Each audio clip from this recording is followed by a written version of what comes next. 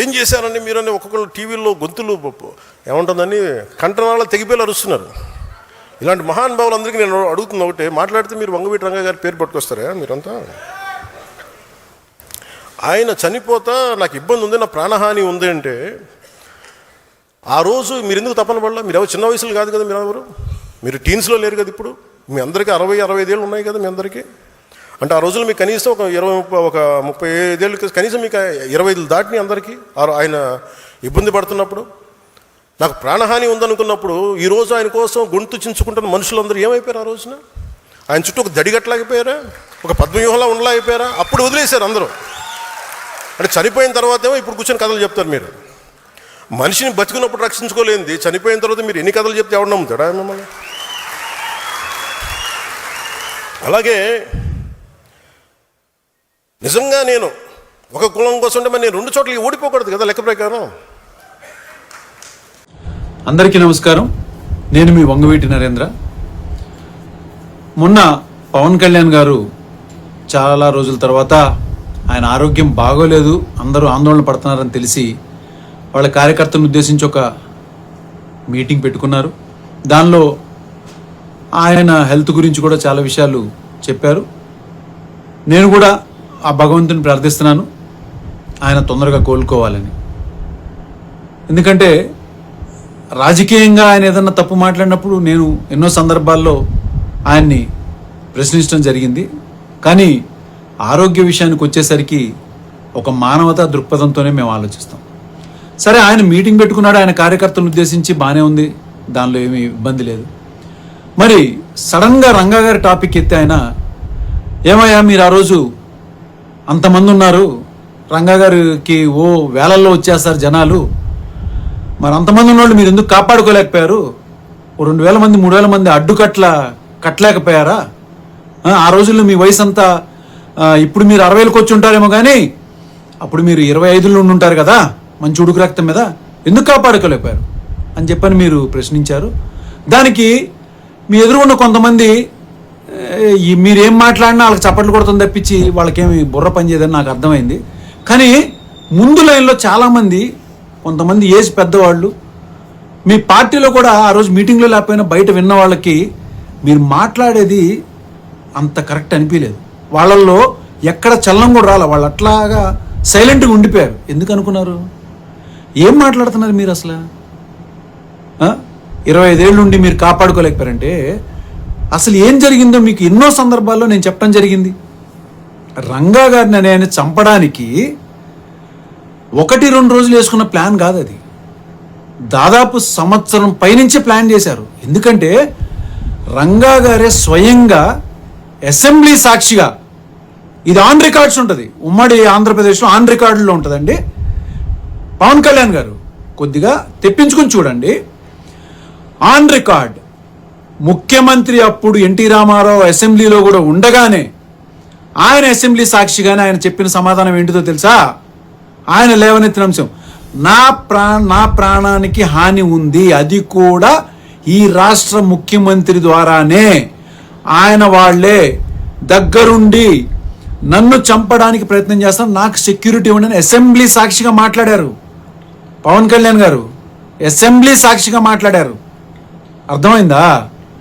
అలాంటిది ఆయనను చంపడానికి పోలీసులు, అక్కడ ఉన్నటువంటి వాళ్ళు, ఆ జిల్లాలో పోలీసులు కానీ వాళ్ళు కానీ రంగా గారి పనులు చూసి చాలామంది పోలీస్ డిపార్ట్మెంట్లో కూడా అభిమానులు ఉన్నారు ఆయనకి, వాళ్ళు ఎక్కడన్నా ఈ ఇన్ఫర్మేషన్ లీక్ చేస్తారేమోనని చెప్పని వాళ్ళని జూలై నెలలో 350 మంది పోలీసులకు పైగా ఆ జిల్లా నుంచి బదిలీ చేయడం జరిగింది.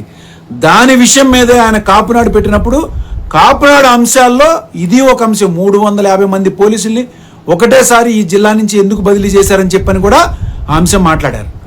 అయితే ఇంత విషయం మీకు, ఈ చిన్న సూక్ష్మన్నీ మీకు తెలియగా, పోనీ 144 సెక్షన్ అంటే మీకు ఐడియా ఉందా? అదే 144 సెక్షన్ని సీరియస్గా అమల్లో పెడితే ఎలా ఉంటుందో తెలుసా ప్రభుత్వం? మీకు వైజాగ్లో మిమ్మల్ని మీటింగ్ పెట్టుకోవద్దని చెప్పి హోటల్లో నోటీసులు సర్వ్ చేస్తే మీ కార్యకర్తలను వదిలేసేసి మీరు అక్కడి నుంచి ఖాళీ చేసి వెళ్ళిపోయారు, గుర్తుందా? కానీ అదే స్థానంలో రంగా గారు ఉంటే ఏం చేసేవాళ్ళు తెలుసా? నా కార్యకర్తలతో పాటు నన్ను కూడా అరెస్ట్ చేయండి అనేవాడు. మరి ఆ రోజున పవన్ కళ్యాణ్ గారు మీ చుట్టూ కూడా కొన్ని వేల మంది ఉన్నారే, మీకు ధైర్యం రాలేదా? కేవలం కిందకి దిగి అరెస్ట్ అవ్వడానికి కూడా మీకు ధైర్యం సరిపోలేదా?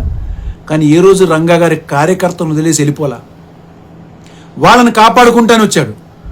కానీ ప్రభుత్వమే ఈ యొక్క కుట్రలో హోమ్ మినిస్టర్ చంద్రబాబు నాయుడు, ముఖ్యమంత్రి ఇన్వాల్వ్ అయ్యి 3 ఐపీఎస్ ఆఫీసర్లని ఈ యొక్క టాస్క్ మీద పెట్టి ఆయన్ని ఎట్లన్నా చంపించేయాలని చెప్పని ప్రయత్నం చేశారు కాబట్టి, చేస్తున్నారు కాబట్టే ఆ ప్రయత్నాల్లో మీరన్నారు అడ్డుకట్ట కట్టేస్తే బాగుంటుందని చెప్పని వీళ్ళందరూ అడ్డుకట్టలు కట్టేటువంటి ధైర్య సాహసాలు కలిగిన వాళ్లే. కానీ వాళ్ళందరినీ ఆయన బతులాడుకున్నారు.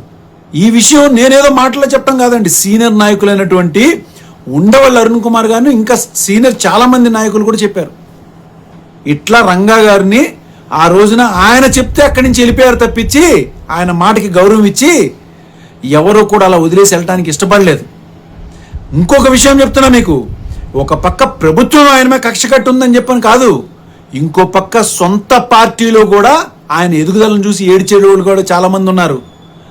ఇవన్నీ ఒక పక్కనైతే ఇంట్లోనే పెద్ద కుంపటి ఉంది. ఇంట్లోనే ఇంటి దొంగని ఈశ్వరుడు కూడా పట్టుకోలేడు అని అంటారు కదా పవన్ కళ్యాణ్ గారు. అలాగా ఇంట్లోనే ఒక పెద్ద కుంపటి ఉంది ఆయన్ని చంపించేటానికి. ఇవన్నిటిని చూసే ఆయన నా వల్ల ఇంకెంతమంది ప్రాణ నష్టం జరుగుతుందని చెప్పని ఆయనంతటా ఆయనగా అక్కడ సరెండర్ అయి కూర్చున్నారు. కానీ ఆయనని చంపే ధైర్యం ఎవరికి లేదు. ఇంకా విషయం ఏంటంటే, మీకు స్టేట్ ఇంటెలిజెన్స్ కాదు కదా, మీకు సెంట్రల్ ఇంటెలిజెన్స్ కూడా ఉంది కదా, బాగా పరిచయస్తులు ఉన్నారు కదా, వాళ్ళని ఒకసారి మీరు అడిగి చూడండి. ఏంటిది రంగా గారి విషయంలో ఏం జరిగింది, అసలు ఎవరు చంపించారు, దీని వెనక కుట్ర పండింది ఎవరు అని అడగండి. అప్పుడు కన్నా మీకు అర్థం అవుద్దేమో మీరు ఎలాంటి వ్యక్తులతో మీరు సంధి కుదుర్చుకుని మీరు కూటమిలో ఉన్నారు, ఎవరికి మద్దతు ఇచ్చి మీరు అధికారం ఇచ్చారు అనేది కనీసం ఇప్పుడు కన్నా మీకు తెలుస్తుందని చెప్పని నేను భావిస్తున్నాను. ఎందుకంటే మీరు ఎప్పుడు అవకాశం వచ్చినా మీ ముఖ్యంగా జనసేనలో 90% మంది రంగా గారి అభిమానులు ఉన్నారు తెలుసా మీకు. వాళ్ళందరూ ఏంటంటే మీరేదో రంగా గారి గురించి గొప్పగా మాట్లాడతారేమో అనుకుంటున్నారు, కానీ నాకు అర్థమైంది. కానీ వాళ్ళకు కూడా చాలామందికి రంగా గారి గురించి మాట్లాడుతున్నారు అనుకుంటా, కానీ కాసేపు ఏమో మీరు చూశానంటారు దూరం నుంచి, కాసేపు ఏమో నేను టీ ఇచ్చానంటారు. అసలు రంగా గారికి టీ అలవాట్లేదండి. ఇది ఏదో ఇంట్లో సొంత మనుషులకు కాదు, రాష్ట్రం మొత్తం తెలుసు. అలాంటి ఒక గొప్ప వ్యక్తిని చంపించడానికి ఎన్ని కుట్రలు పన్నారో, ఆ యొక్క పర్యవసానం తర్వాత ఆ ప్రభుత్వం కుప్పకూలిపోయింది తెలుసా మీకు. పోనీ మీరు అభిమానం ఉందనుకున్నాం మీకు రంగా గారి మీద. ఏ రోజున ఇప్పుడు దండేశారా? మీరే స్వయంగా కాకినాడలో రంగా గారి విగ్రహం పెడుతుంటే, రాష్ట్రం మొత్తం ఎన్నో విగ్రహాలు పెడుతున్నా రంగా గారి విగ్రహం పెడుతుంటే కాకినాడలో సుప్రీంకోర్టు ఆర్డర్ ఉంది, ఈ విగ్రహాలు పెట్టద్దు తీసేయండి అని చెప్పినటువంటి మహా అభిమాని మీరు రంగా గారికి. మీకేం చెప్పాలి చెప్పండి. మిమ్మల్ని చూసి ఇంకా చప్పట్లు కొడుతున్నారు రంగా గారి విషయం చెప్తే. రేపు కొద్ది రోజులు ఆగితే మీ అవసరం కోసమో మీ మైలేజ్ కోసమో రేపు ఇది కూడా అంటారు, రంగా గారితో నేను చాలాసార్లు కలిశాను, మాట్లాడాను చాలా సందర్భాల్లో కూడా చెప్తారు మీరు. దయుంచి నేను ఎన్నో సందర్భాల్లో కూడా చెప్పాను, రంగా గారిని చంపడానికి ఒక చిన్నపాటి కుట్ర జరగలేదు. ప్రభుత్వం పూర్తి స్థాయిలో ఒక పేదవాడి గొంతు అసెంబ్లీలో ఇంత ధైర్యంగా మాట్లాడుతున్నాడే, ఇతను రేపు ఇంకా ముందుకెళ్తే ఏ ఆశతో అయితే ఏ ఆశయంతో అయితే మేము తెలుగుదేశం పార్టీ పెట్టుకున్నామో, మా సామాజిక వర్గం మా వాళ్లే బాగుపడాలి అని చెప్పని పెట్టుకున్నామో, దాన్ని కూసాలతో సహా కదిపేసేసేటువంటి శక్తి కలిగిన మహానాయకుడని ఆ రోజు అర్థమైంది. కాబట్టే ప్రభుత్వం ఆ స్థాయిలో చంపించేసింది. ఎంక్వైరీ చేయండి మీరు, మీకు ఇంటెలిజెన్స్ ఉంది. ఇప్పుడు ఇంకా మీరు అధికారంలో కూడా ఉన్నారు, స్టేట్ ఇంటెలిజెన్స్లో కూడా చాలా మంది ఉన్నారు. అన్నారు కదా 60 సంవత్సరాలు వచ్చిన వాళ్ళు ఉన్నారు మీరని. ఇంకా ముఖ్యమైన విషయం చెప్పమంటారా, ఆ రోజున రంగా గారితో పాటు పోరాడినటువంటి వాళ్ళందరి మీద అంటే 35 సంవత్సరాల క్రితం పెట్టిన కేసులు, రౌడీ షీట్లు ఇవాల్టికి కూడా తీలేదండి. ఇవాల్టికి అంటే వాళ్ళకి 65-70 సంవత్సరాలు వచ్చినా వాళ్ళ మీద రౌడీ షీట్ అనే ముద్ర ఉంది. ఇవన్నీ మీరు ఇంటెలిజెన్స్ రిపోర్ట్ తెప్పించుకుని చూడండి, మీరు మీ మీ టాపిక్ లేదన్నా మాట్లాడుకోవచ్చు, కానీ రంగా గారి టాపిక్ మాట్లాడేటప్పుడు మీకు ఏదన్నా నిజంగా తెలియకపోతే నన్ను అడగండి, నేను చెప్తా వివరంగా. దీని వెనక ఎంతమంది కుట్ర ఉందో నేను చెప్తా వివరంగా. ఇవాళ ఇంటి దొంగలే ఆయన పేరు చెప్పుకుని అధికార పీఠంలో ఆస్తులు సంపాదించుకుని కూర్చుని ఎంజాయ్ చేస్తున్నారు. దాని మీదే నేను పోరాటం కూడా జరుగుతుంది. నా పోరాటం ఇటు రంగా గారి అభిమానులు కాపాడుకోవటమే కాదు, ఆ ఇంటి దొంగలు ఆ రంగా గారి పేరు వాడుకుని డబ్బు అధికారాన్ని ఎంజాయ్ చేస్తున్నారు. వాళ్ళను కూడా నేను తట్టుకుని వాళ్ళకి కూడా ఎదురు నిలబడి నేను పోరాటం చేస్తున్నాను. కాబట్టి ఈసారి రంగా గారి టాపిక్ నిజంగా మీకు అభిమానంతో మాట్లాడాలనుకుంటే మాత్రం ఒకసారి నాకు మనం కూర్చుందామండి, కూర్చుని మాట్లాడుకుందాం. ఎందుకంటే మీరు అనుకుంటున్నారు కదా 144 సెక్షన్ అనేది ఎంత పవర్ఫుల్గా అమలు చేస్తారో, అది మొదలుపెట్టింది తెలుగుదేశం పార్టీ వాళ్ళే. తెలుగుదేశం పార్టీ ఆ రోజు అలా మొదలుపెట్టి ఎంతో మందిని అరెస్ట్ చేసి భయపెట్టారు. అదే పద్నాలో మిమ్మల్ని కూడా ఇబ్బంది పెట్టారు, జగన్మోహన్ రెడ్డి గారిని కూడా ఇబ్బంది పెట్టారు. ఆయన ప్రచారంకి వెళ్తుంటే 2014లో వాళ్ళు అధికారంలో ఉన్నప్పుడు ఆయన ఎయిర్పోర్ట్లో కానీ ఇబ్బందులు పెట్టడం కానీ అవన్నీ జరిగింది. మీకు కేవలం ఆ హోటల్లో నోటీస్ ఇస్తేనే మీరు అక్కడి నుంచి ఖాళీ చేసి వెళ్ళిపోయారు. అది పోలీసుని అధికారాన్ని వాడుకోవటం అంటే అది కేవలం అడ్డదారిలో కుదిరింది తెలుగుదేశం పార్టీ వాళ్ళకి మాత్రమే. కానీ మీరు వాళ్ళతో జత కూర్చున్నారంటే మీకు శతకోటి దండాలు.